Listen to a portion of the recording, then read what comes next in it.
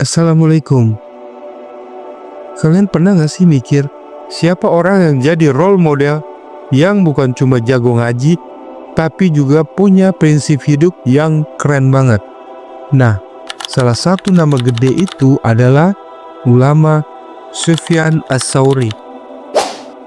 Beliau ini bukan sembarangan ulama, tapi salah satu tokoh yang bikin dunia Islam waktu itu makin solid. Kita bakal bahas kisah hidup beliau. Sufyan Ats-Tsauri lahir tahun 97 Hijriah di Kufah, Irak. Bayangin, zaman itu lagi rame banget sama perkembangan ilmu. Kufah tuh udah kayak Jakarta plus Kairo. Versi zaman dulu, pusat ilmu, politik, dan juga drama. Bokapnya, Sa'id bin Masruq, adalah seorang ahli ibadah dan alim.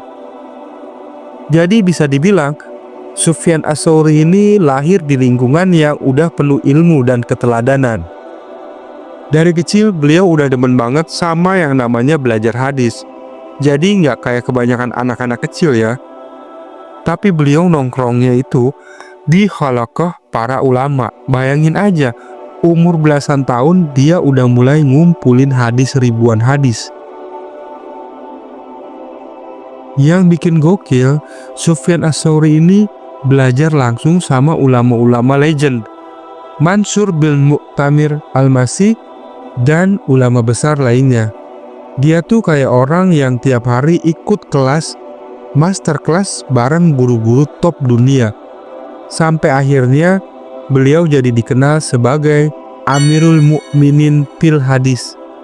Artinya, dia salah satu pemimpin besar dalam ilmu hadis. Lu bayangin aja, gelar ini gak sembarangan bro. Kayak orang dapat verified centang biru di dunia keilmuan hadis. Tapi yang bikin dia makin respect di mata orang banyak adalah sikap juhudnya. Sufyan Ats-Tsauri gak gampang kegoda sama namanya dunia. Bahkan ada momen ketika beliau ditawari posisi tinggi sama penguasa pada zamannya, tapi beliau tolak mentah-mentah. Beliau pernah bilang, kalau hati udah cinta sama dunia, berarti udah mati rasa sama akhirat. Keren banget kan?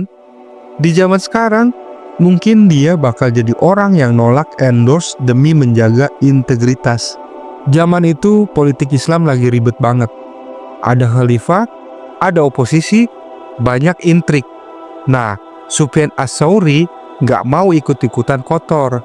Dia berani nolak penguasa yang zolim, bahkan sampai harus sembunyi-sembunyi biar gak ditangkap. Bayangin, ulama zaman dulu tuh bukan cuma pintar teori bro, tapi juga punya mental rebel kalau ada ketidakadilan. Respect banget kan? Selain hadis, beliau juga nulis kitab, tafsir, fikih, dan banyak nasihat tentang akhlak. Sayangnya, nggak semua karya beliau sampai ke kita. Tapi pengaruhnya gede banget. Bahkan, banyak imam besar kayak Imam Ahmad dan ulama lain yang nyebut namanya dengan penuh hormat. Sufyan Ats-Tsauri wafat tahun 161 Hijriah di Basrah. Menurut riwayat, pas beliau meninggal, orang-orang pada nangis karena kehilangan sosok ulama yang bukan cuma pintar, tapi juga berani. Bahkan, jenazahnya disolatkan oleh ribuan jamaah. Jadi lu bisa bayangin betapa cintanya masyarakat ke beliau. Kalau dipikir-pikir, apa yang bisa kita ambil dari gaya hidup beliau? Yang pertama, jangan gampang kegoda sama dunia, karena semua hanya sementara. Yang kedua, belajar itu jangan setengah-setengah, tapi harus all out. Yang ketiga, berani bersikap walaupun itu bikin lu nggak populer.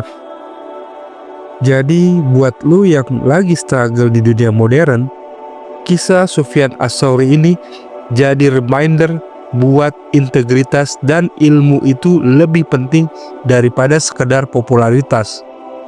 Ulama besar ini udah ninggalin jejak yang timeless. Dan sekarang tinggal kita yang milih, mau ngikutin atau cuma jadi penonton sejarah doang. Mungkin segini aja kisah Sufyan Ats-Tsauri. Kalau kalian suka konten biografi kayak gini, jangan lupa support terus biar kita bisa ngulik tokoh-tokoh keren lainnya di zaman keemasan Islam. Peace out.